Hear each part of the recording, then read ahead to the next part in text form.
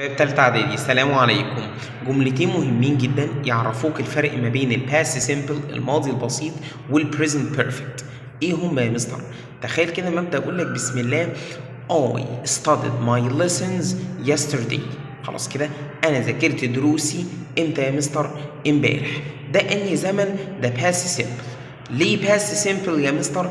لأن يقول لك أنا ذاكرت خلاص دروسي. أكشن حصل وانتهى. إمتى؟ إمبارح. بص مثال تاني.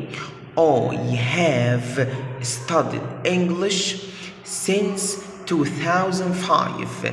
ده أنا من سنة 2005 لحد الآن أنا عمال أدرس في إنجليش وأذاكر في إنجليش. شوف from 2005 until now، من 2005 لحد الآن أنا بدرس في إنجليش.